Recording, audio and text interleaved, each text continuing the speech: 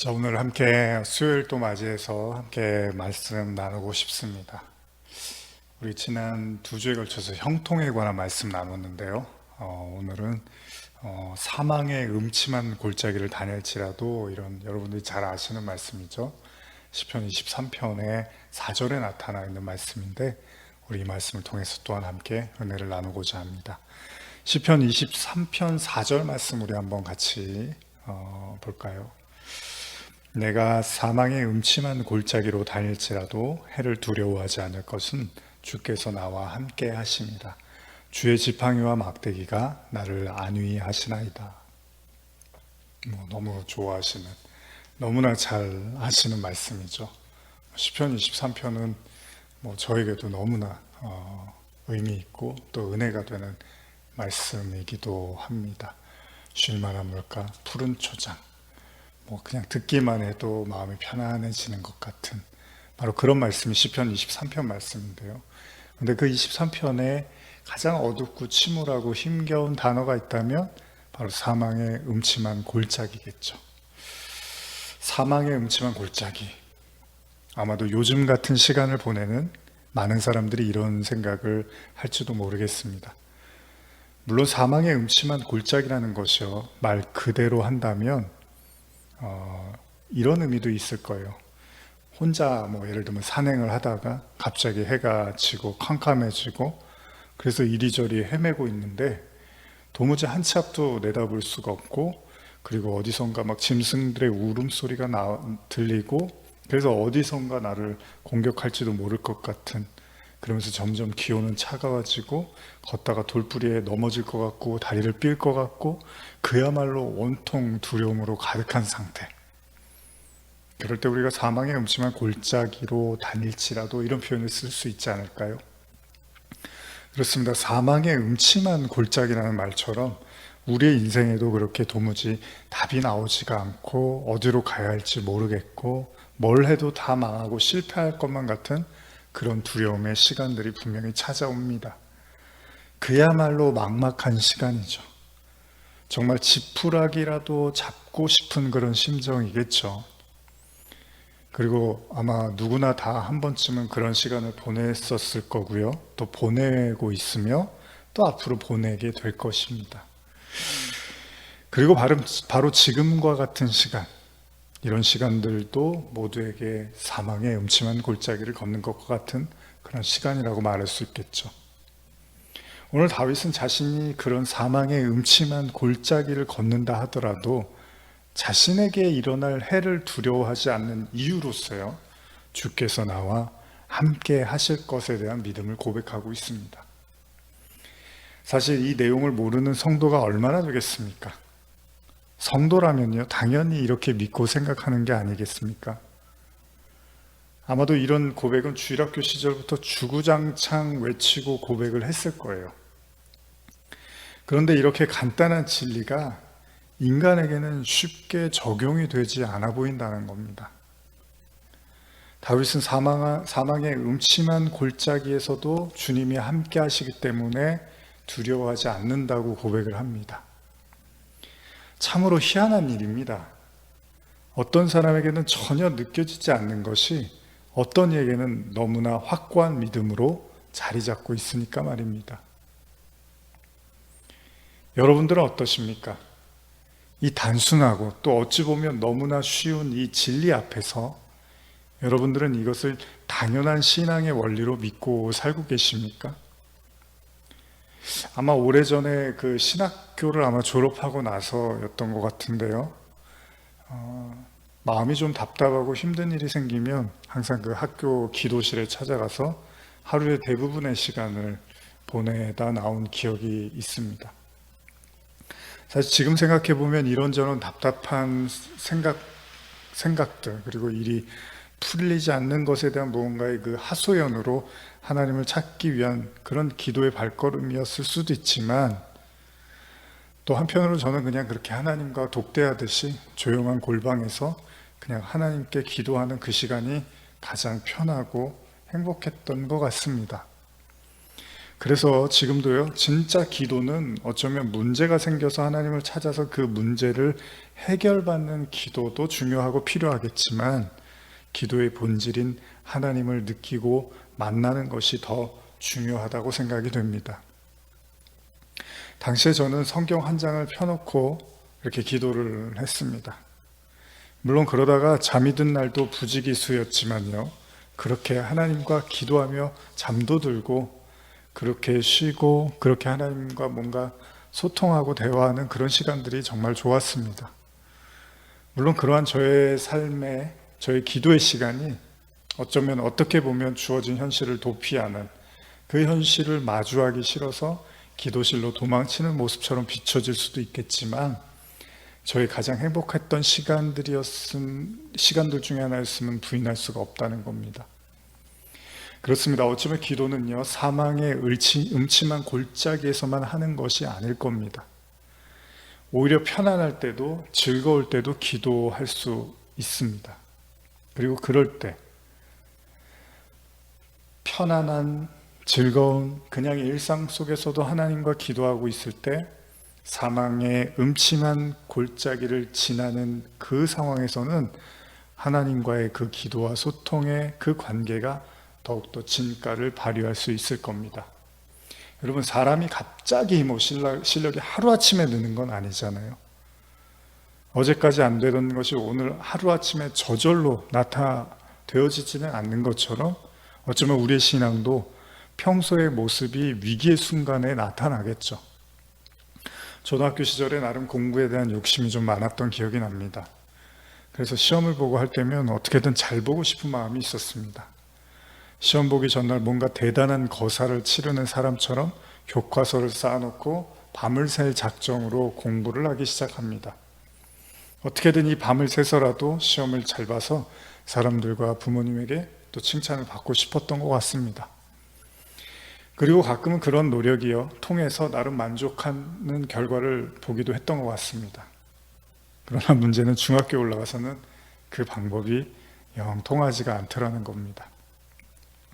아무래도 공부해야 될 양도 많고 또 문제들도 어렵기 때문에 사실 꾸준한 복습과 예습이 필요했겠죠. 그러나 저는 초등학교 시절처럼 늘 한 방을 꿈꿨던 것 같아요. 공부에 대해서. 하룻밤 어떻게 하면 나름 좋은 결과를 볼 수 있지 않을까라고 생각을 했는데, 결국 결과는 제 생각과는 달랐습니다. 보통 우리가 한탕주의라고도 하는 이런 말을 쓰는데요, 한 번의 노력으로 커다란 이득을 보려고 하는 경우가 있습니다. 그러나 대개는 그러한 생각들이요, 원했던 결과를 얻지 못하는 경우가 더욱 많습니다. 성도는 위기에 처하면 자연스럽게 하나님을 찾고 기도하게 되죠. 그리고 어떻게든 이 위기로부터 벗어나서 다시 평온한 상태에 이르기를 바라고 원합니다. 물론 그러한 위기의 기도 또한 하나님께서 들으시고 함께 하십니다. 그런데 더 중요한 사실은 위기의 순간을 모면하기 위함이 신앙의 목적이 아니라는 겁니다. 요즘 하나님과의 동행을 혼인과 연결지어서 설교를 하고 있는데요, 혼인의 목적은 함께 사는 거잖아요. 함께 생활하고 함께 먹고 마시고 동거동락하는 겁니다. 부부는 어려울 때만 함께 하는 게 아니죠. 어렵지 않던 부부는 늘 함께 하는 겁니다. 그리고 그러한 동행은 분명 둘 중에 한 사람이 어떤 어려움이 찾아올 때 더욱 그 진가를 발휘하게 되겠죠. 그러니까 다윗의 이런 고백은요, 그가 평소에 하나님을 기뻐하고 즐거워하였기에 가능했을 거라고 생각됩니다. 어쩌면 하나님은 단순히 문제 해결사라든지 평안 제조기라든지 알라딘의 요술 램프라든지 혹은 우리의 심부름꾼이 아니라 우리와 동행하시기를 원하시는 우리의 신랑이고 아버지고 친구라는 거죠. 평소에 연락도 잘하지 않고 별다른 친분도 보이지 않던 친구가 위급한 순간에 발벗고 나서서 도와주는 일은 별로 없을 겁니다. 결국 평소에도 두터운 친분을 가지고 있을 때 위기의 순간에 서슴없이 돕고 함께 해주겠죠. 이러한 부분에서 우리는 하나님이 우리와 함께 하심을 어쩌면은 날마다 우리의 일상에서 배우고 연습해야 되는지도 모릅니다. 사망의 음침한 골짜기를 지날 때 평소에는 생각지도 않고 찾지도 않았던 하나님을 쥐어 짜내서라도 어떻게라도 찾아보고 믿어보는 것도 당연히 해야 될 일이고 필요하지만, 더 중요한 건 그런 일이 없을 때, 그러니까 평안할 때에도, 안정되었을 때에도, 별 탈이 없을 때에도 하나님이 늘 나와 함께 하시다는 것을 보고 느껴야 된다는 겁니다. 가끔 제가 설교하면서도 말씀드리지만, 누구나 그러하듯이 자신이 필요할 때만 찾는 사람, 내가 필요할 때 혹은 그가 필요할 때만 찾는 사람을 좋아하는 사람은 없을 겁니다. 물론 인간에게 때때로 고난과 역경이 찾아오고 하나님은 이를 허용하십니다.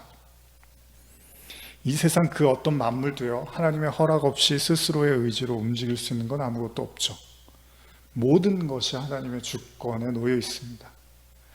그렇다면 우리 앞에 사망의 음침한 골짜기와 같은 시간이 찾아올 때요, 사실 그 이면에는 그것을 허용하시는 하나님의 의도 또한 존재한다는 것을 부인할 수 없을 것입니다.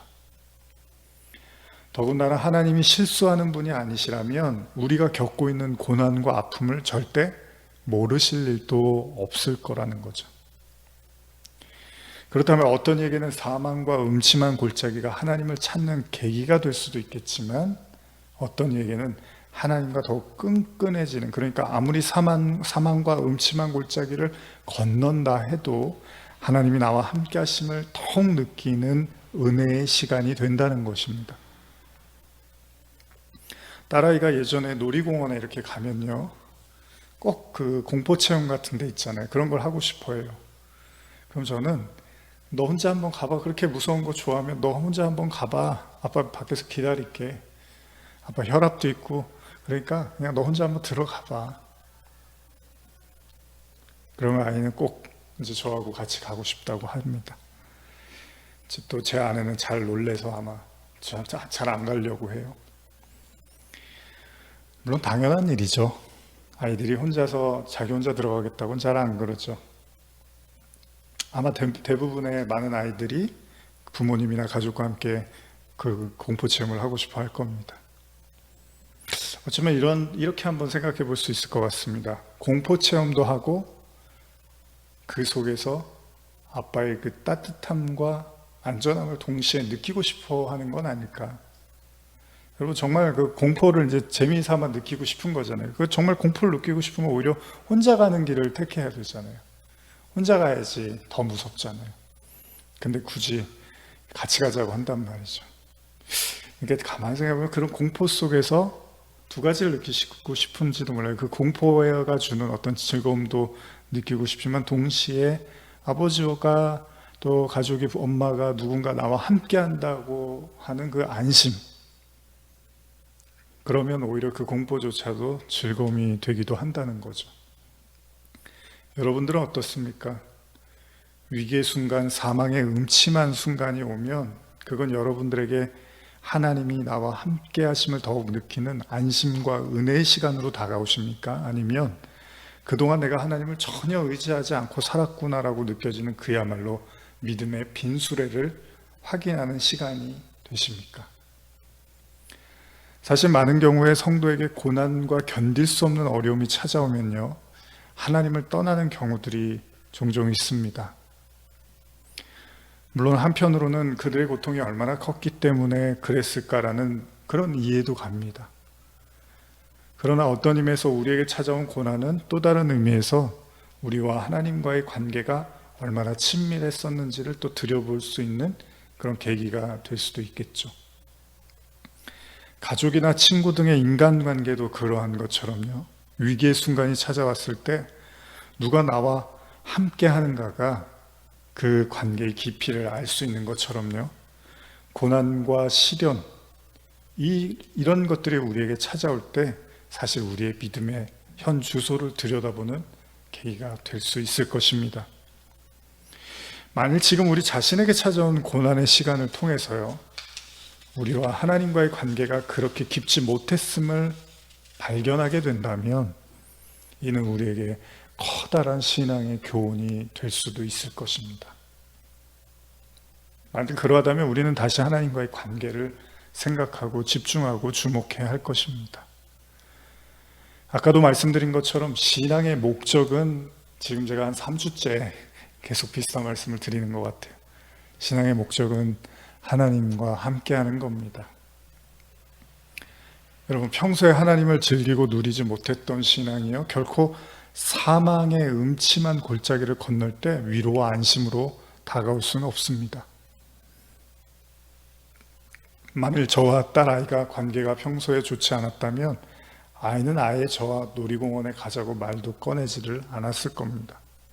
근데 또 반대로 뒤집어 생각해 보면, 또 한편으로는 평소에 좋지 못했던 관계였지만 함께 놀이공원에도 가고 공포 체험을 하면서 또 아빠와의 관계를 느끼는 시간이 될 수도 있겠죠. 그런 의미에서 성도가 걷게 되는 사망의 음침한 골짜기는요, 물론 그 자체로는 누구도 원하지 않겠지만 성도에게는 분명히 여러모로 유익할 수도 있다는 것입니다. 첫째는요, 나의 믿음의 현 주소를 보게 될 것입니다. 그리고 둘째는 평소에 느끼지 못했던 하나님이 자신과 함께 하심을 또한 체험할 수 있는 계기가 되겠죠. 그리고 마지막으로는 평소에도 느끼던 하나님이 그 사망의 위협의 순간에도 여전히 함께 하신다는 걸 알기 때문에 오히려 기쁘게 그 길을 걷는 은혜의 시간이 될 수 있는 그런 사람도 있을 거라는 거죠. 그러니까 사망의 음침한 골짜기는 많은 것들을 우리에게 보고 느끼게 해줄 것입니다. 누구도 사망의 음침한 길을 걷고 싶지는 않습니다. 오니까 걷는 것이고 피할 수 없으니까 걷는 것입니다. 누구 말대로 태어났으니까 산다라는 말을 하기도 하잖아요. 어린 시절 가정에서 이런저런 어려움을 겪으면서 저 나름대로도 10대 때 이런 생각을 했습니다. 10몇 년 살았는데도 이렇게 삶이 힘든데 앞으로 60년, 70년 어떻게 살지? 인생 참 고단하다라는 생각을 했던 시간들이 있었습니다. 물론 지금도 많은 삶을 살지는 않았지만 설교를 듣는 분들 또 연세가 많으신 분도 계시고 그렇지 않은 분도 계시겠지만 여러분과 제가 공통적으로 갖고 있는 생각이 있죠. 결코 삶은 만만치가 않다는 것입니다. 어떻게 보면 또 고난이나 어려움은 그 순간을 잘 극복하고 넘어가면 되지만 또 누구 말대로 힘겨운 것 중에 하나가 세월의 무게라고도 하잖아요. 그러니까 시간의 흐름, 그 긴 시간들을 버티고 견뎌내는 삶도 결코 만만치 않다는 거죠. 그러니 또 그 긴 세월의 무게를 견디신 또 어르신들은 어떤 마음이시겠습니까? 그러나 우리에게 주어진 삶, 성도는 어쨌든 그 주어진 삶을 또 충실히 살아가는 사람들입니다. 그렇습니다. 성도는 그냥 허송세월을 보내라고 하나님이 우리를 이 땅에 보내신 것이 아닙니다.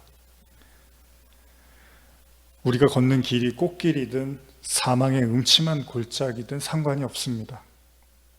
우리가 반드시 이 땅에서 해야 되는 연습이 있습니다. 그건 하나님이 자신과 함께하고 있다는 걸 날마다 경험해야 된다는 것입니다. 어떤 순간에도요, 하나님이 나와 함께 하시는 걸 배우는 거예요, 성도는. 그래야지 천국에 가서 천국이 되는 거죠. 여기서도 하나님이 나와 함께 하시나 안 하시나 매일 헷갈리고 매일 그냥 우왕좌왕 좌로나 우로나 치우치고, 물론 이런 과정을 겪지만 결국은 그것을 통해서 우리가 그리스도와의 연합이라고도 하는데, 하나님이 나와 함께 하시는구나에 대한 그 믿음, 그 은혜를 우리가 누릴 수 있을 때 하나님 나라에서는 정말 우리가 그 영원한 시간과 영원한 그 공간, 무한한 공간 속에서 어디에 있든 어떤 시간을 살든 하나님이 동행하시는 걸 우리 마음속으로 가지고 있겠죠. 하나님은 이 땅에서 우리에게 끝없이 하나님이 동행하신다는 걸 우리에게 연습시키시는 거죠. 그리고 그 수많은 순간순간들이 모여서 우리의 인생을 통틀어 이제 우리가 눈 감는 그 마지막 날까지 우리는 이제 이 시간들, 우리에게 주어진 이 시간들, 우리의 연습, 우리에게 우리가 걸어야 될 길, 그 경륜, 그 모든 시간들을 하나님이 우리에게 허용하시고, 우리가 그 하나님을 느끼고 깨달았을 때 어쩌면 우리도 이런 고백을 할 수 있을지 모릅니다. 시편 23편 6절인데요. 내 평생의 선하심과 인자하심이 반드시 나를 따르리니 내가 여호와의 집에 영원히 살리로다. 참 좋은 고백이죠. 얼마나 아름다운 고백인지 모르겠습니다. 나의 평생의 선하심과 인자하심이 반드시 나를 따르리니 내가 여호와의 집에 영원히 살리로다. 현대어로 한 번 더 읽어드릴까요? 그 누가 이렇듯 행복하리요 이처럼 포근하리요 주님의 손길 살아생전 끊이지 않으리니 이 몫은 살아 숨쉴 동안에 주님의 전에 오래도록 살으리이다.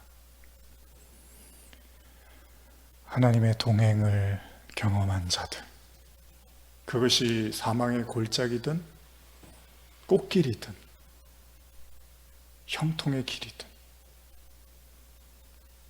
결국 그들의 고백은 내가 여호와의 집에 영원히 살리로다. 오늘 우리에게 불어닥치는 사망의 음침한 골짜기를 걷는 이 시간이라 할지라도 주의 지팡이와 주의 막대기, 주가 나와 함께 하심을 경험하고 고백하는 놀라운 축복의 시간 되시기를 기도드립니다. 기도하시겠습니다. 하나님 아버지, 감사합니다. 나의 평생의 선하심과 인자하심이 정녕 나를 따르리니 내가 영원토록 여호와의 집에 거하리로다. 하나님의 모든 자녀들의 고백되게 하시고 이 말씀을 듣는 모든 성도들에게 은혜로 임하여 주시옵소서. 감사드리며 예수님의 이름으로 기도드립니다. 아멘.